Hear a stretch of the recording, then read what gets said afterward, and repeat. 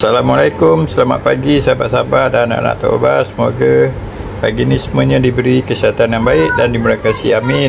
Pagi ni nak masak apa Tok Mak? Pagi ni Tok Mak nak masak ayam sambal goreng garing. Oh, ayam sambal goreng garing. Ni kegemaran anak-anak jugalah ni. Bahan-bahannya 1 inci halia, beberapa ulas bawang putih, 1 biji bawang besar ni dimayang-mayang macam ni.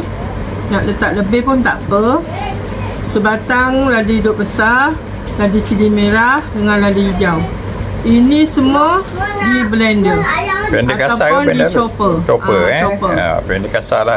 Bahan masuk dalam tumisannya nanti yang nak ditumis: sebatang serai, 2 biji tomato hijau, dan juga bawang ni dihiris bulat untuk masuk dalam tumisannya nanti.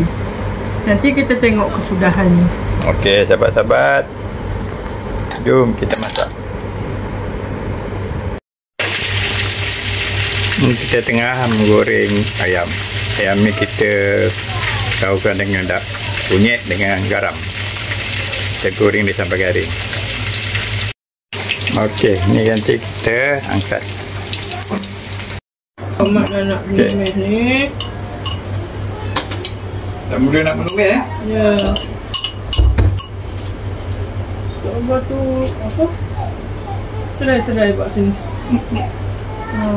Mak masuk ke serai dulu.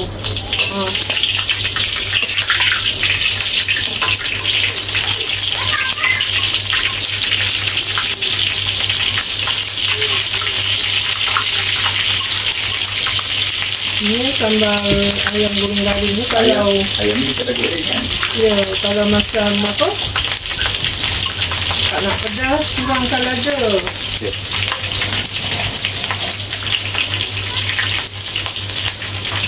Ni kita masukkan bahan yang kita dah blender tadi.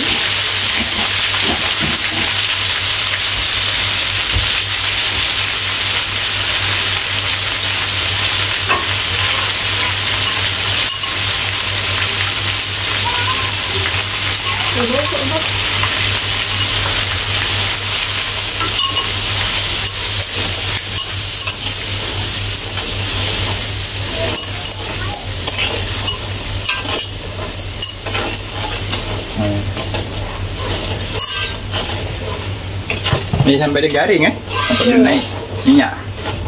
Sampai dia pecah minyak. Mak taruh atas sikit.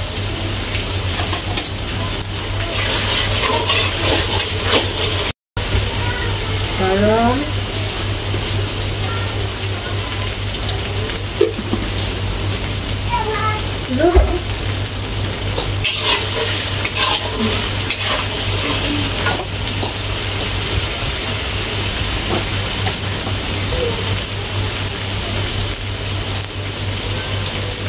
Gula sedikit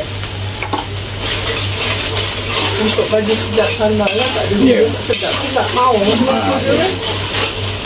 Gula ni mesti ada dalam masakan ni. Tak banyak, sikit saja. Menyedapkan masakan. Dia punya lada itu masuk bawah. Dan ayam. Masukkan tomato ni tadi.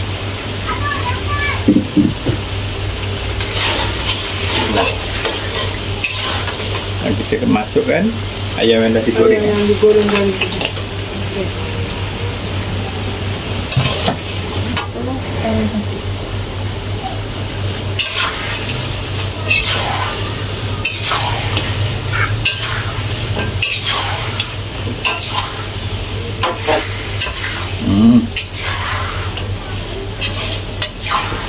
Gunakan asam ni untuk kurangkan pedasnya di sini tu. Okey.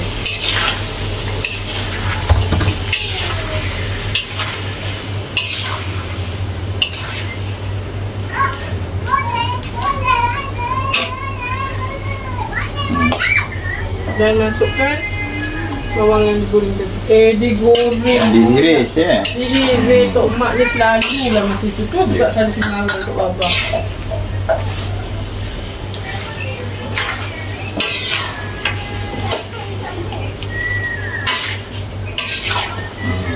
sedap ni. Ni macam masakan hijau juga.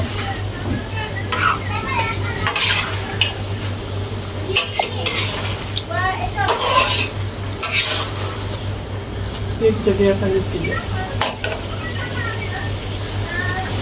Okay, dia dah mendidih dah masak Ya, dah.